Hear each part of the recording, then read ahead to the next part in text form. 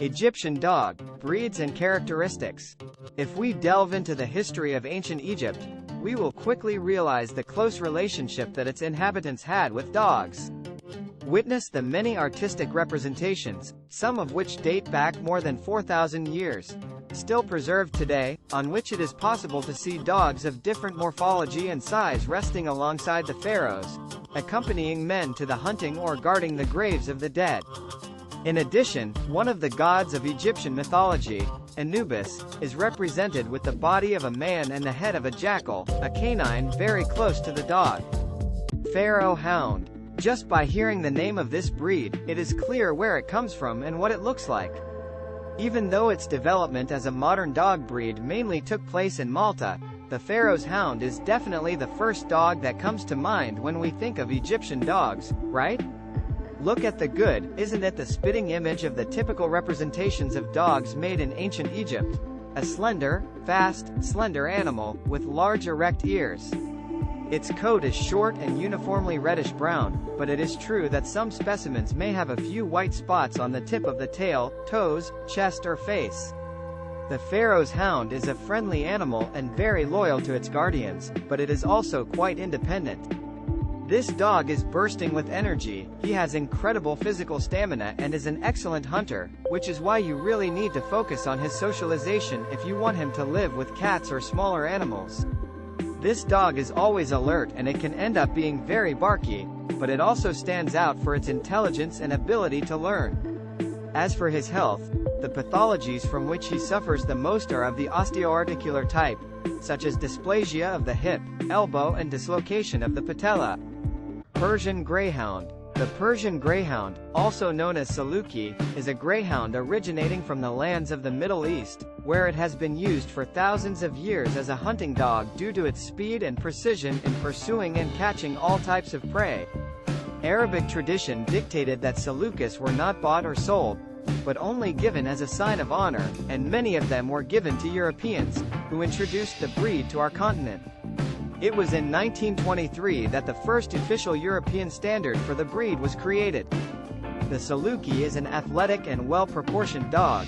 Its legs are thin and long, as is its muzzle, and it has a smooth, short coat that can be almost any color. There is a variety of Persian Greyhound, the most common, which has characteristic feathering on the ears, the back of the legs and the tail, while the short-haired variety does not.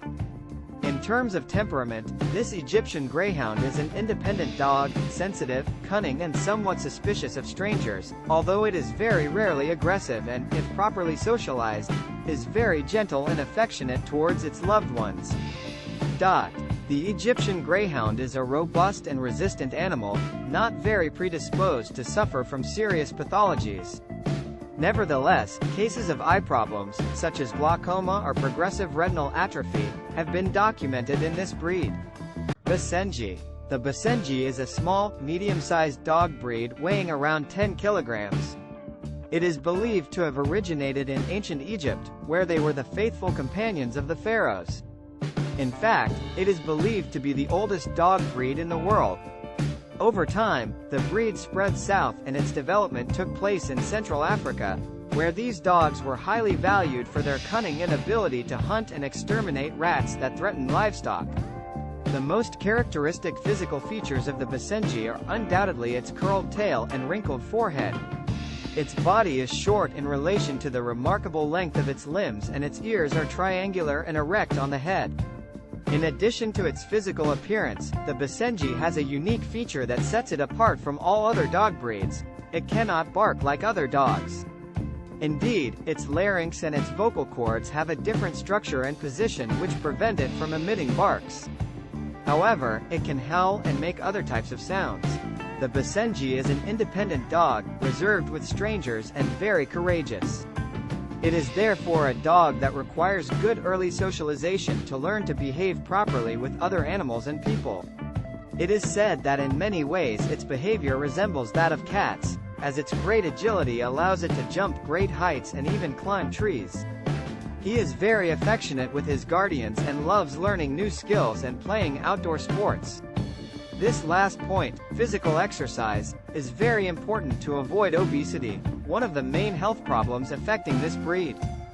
Pedenso of Ibiza. Another Egyptian dog is the Ibizan Pedenso, images of which can still be seen painted and carved today in the tombs of pharaohs who lived around 3000 BC.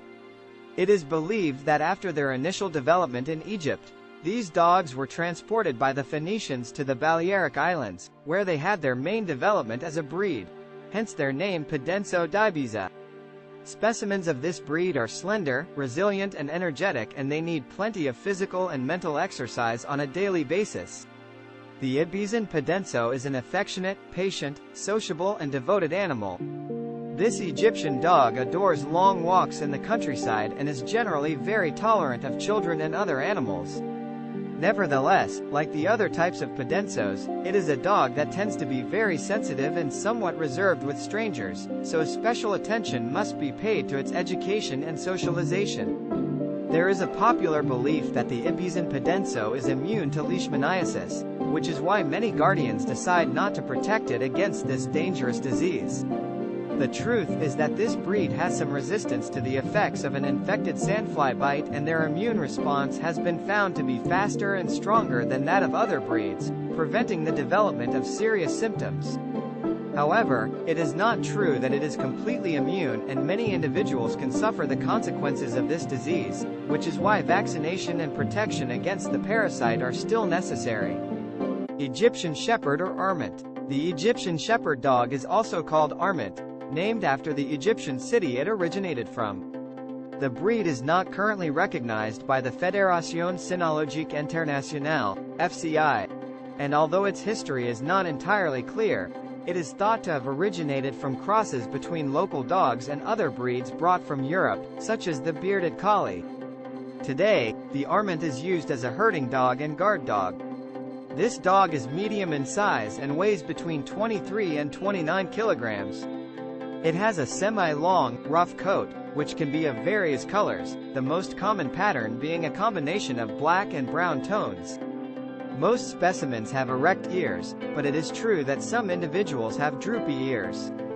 Its body is muscular, its limbs very strong, and its pads are considerably thick to allow it to move easily on all types of terrain. The Egyptian Shepherd has a strong character. He is energetic, fearless, outgoing, and very courageous. He is an ideal dog for active families, and with good socialization he will be friendly and patient with children and other dogs. He learns very quickly, because he is an intelligent and very observant dog who will always be attentive to everything that happens around him. In addition to following the vaccination and deworming schedule, it's important to take care of your coat, which can easily tangle and form knots. Ideally, the Armant should be brushed 3 to 4 times a week. Dog Baladi. We end our list of Egyptian dog breeds with the Baladi. The term Baladi comes from Arabic and means, from the country, i.e. it is used to indicate that something or someone is of national origin. The Egyptian Baladi dog is not a breed as such, but it is the name used to refer to the stray dogs of Egypt that were born from random crosses over the years. The vast majority of Baladi dogs are slender, medium-sized animals with large erect ears and a semi-curved tail. Its coat is short and usually sandy in color, sometimes combined with black or white markings. Due to its semi-wild condition, the Baladi is a cautious and somewhat wary animal, but if trained and socialized like any other dog, it will make a wonderful companion. Due to the spread of these animals throughout the country, many people mistreat or cruelly slaughter them to reduce their population. Fortunately, today, several associations and animal defense groups are fighting to improve the quality of life of these stray dogs. They fight to sterilize them and by finding them homes where they can be taken in or adopted permanently, whether in the country or in other parts of the world.